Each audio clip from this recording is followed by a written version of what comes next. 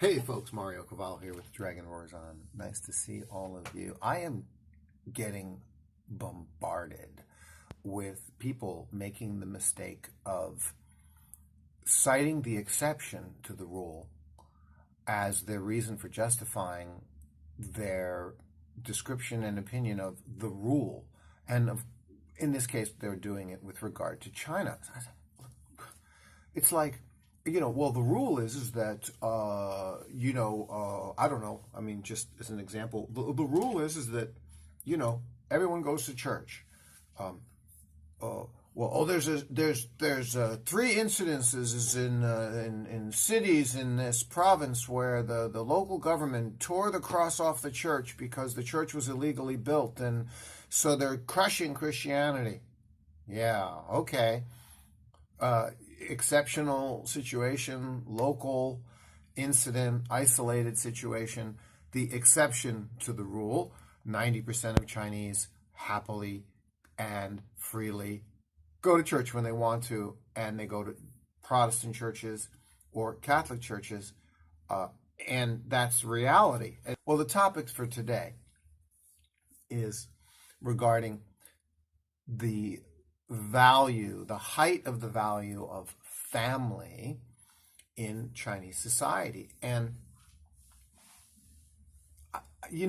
I was very surprised a couple days ago, and I'm not going to name names. I was very surprised a couple days ago when yet another China expert, this person also happens to be an author and has a very, very respectable background profile of being an expert on China. And their latest comment is that family is not particularly stronger in China than anywhere else.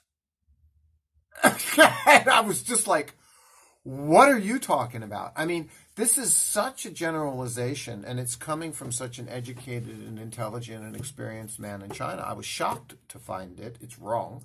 It's completely incorrect. And of course, it deserves some further examination. So here's my further examination. I've always said how China is more compatible with Italy. They're more shang than China with the United States. China with the United States is like oil and vinegar. I mean, it's never ending. It's all in vinegar. It's salt and pepper. It's not good. Okay, and that's an entirely separate subject that we touch on, right? But Italy and China, they seem to get along much better. And one of the root things that you notice in those two cultures, and again, of course, we're skipping politics, is the focus on traditional family. And I'm going to even say the focus on eating out, the focus on food, which brings people together. I know foreigners who resent that about China. Oh, the only thing about China is the food. And I go, well, hey, dude, I'm Italian Italian American. And I go, so my blood is Italian, my passport's American. Every Sunday the family would gather together. Every Sunday the family would get together over the meal, man. That's family life on Sunday, the day off when all the businesses are closed. You rest on the Sabbath, traditional family culture. That was in Italy. That was all over Europe. It used to be in America. And then all of this stuff started getting deconstructed and diluted, and they just started destroying traditional family, which has been a disaster for the society. So, you know where I'm coming from. Make no mistake, right? And in China, it's that way. It's very much that the focus is family. Now, a lot of this comes from the socioeconomic reality that, the society wasn't as wealthy before. It's sick wealthy now. The society wasn't as wealthy before, right? And so families needed to stick together. So you had 四代同堂, 4 generations of families living together in the same household as a function of money and the economy, okay? You don't have money, you can't afford to live separately. You don't own separate homes. You all live in the one home.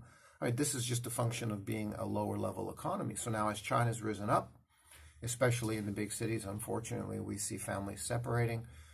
More and more, we see more and more divorce. This is very, very unfortunate. It's the disease of the West. This is why Xi Jinping keeps saying, we don't want to become like the West.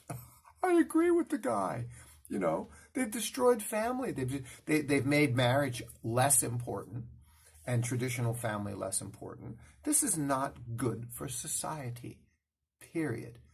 Back to family.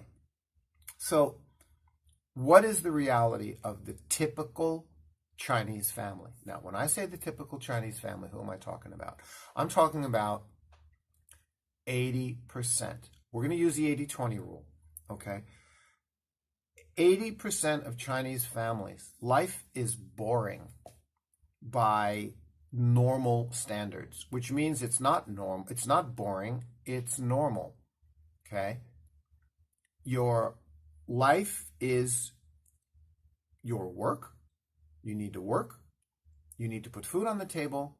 It might be the husband and the wife. In some cases, it's just the husband, just the wife. In China, more and more it's both. But in the traditional past, it's the husband's the breadwinner, the wife stays home, takes care of the family. Who's the family?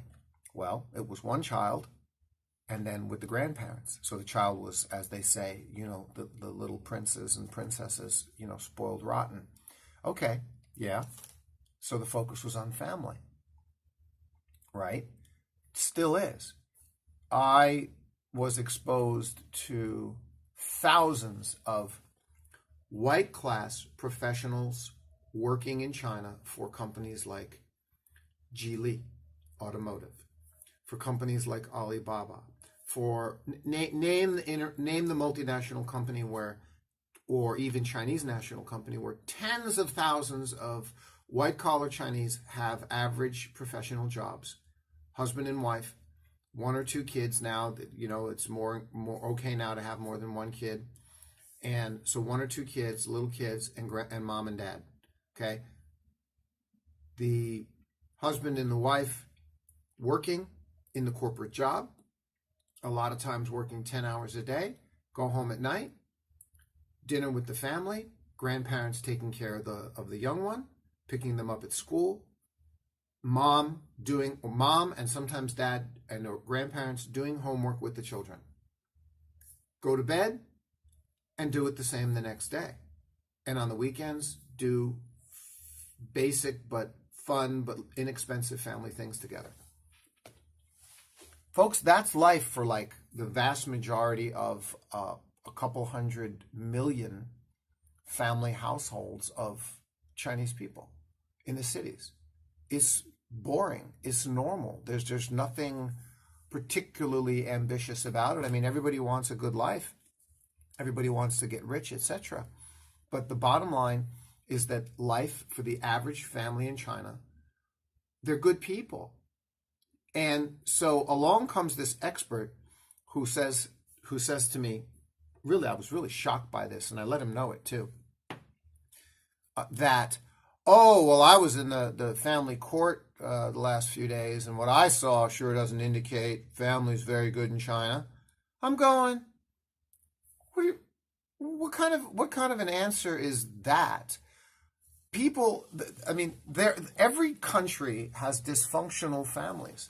And he says, oh, the cases that I was witnessing that weren't very harmonious was, number one, was money and property and inheritance disputes. And number two, domestic abuse, including, elderly people not being taken care of. Yeah, okay. Bad things happen in a minority of families in every country. This is right. Sure. We're not talking about the 200 or 300 million families. We're talking about, a few thousands of court cases, which is a tiny percentage of the whole. The whole is you see 5,000 families, working families, there they all are in front of you. And the vast majority of these 5,000 families, or millions of families, their life is what I described. Work, make sure your parents are taken care of. They're living with you and or next door to you and or a 10-minute drive away or a little bit longer. My mother-in-law is 20 minutes away. Okay. And the education of your children. And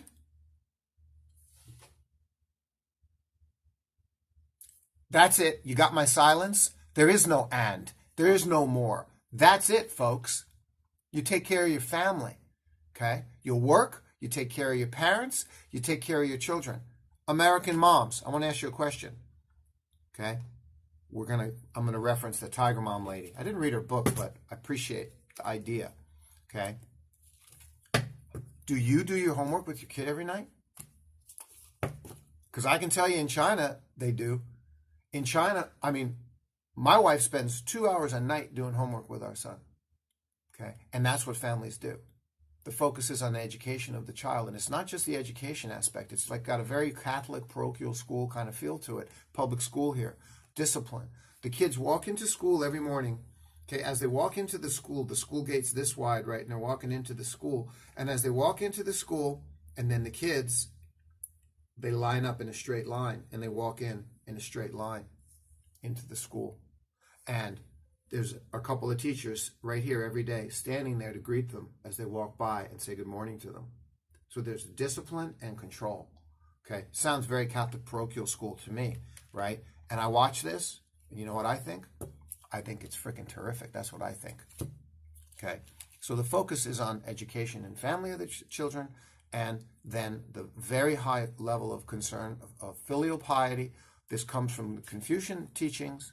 Okay, it's not Christian teachings. Okay, fine. It's Confucian teachings, and they're quite good. Okay, values and virtues in society. It's a good thing. So this is the reality of China. You got to stop listening to and watching all this political and reading this political hack crap. This political hack anti-China crap's got to stop.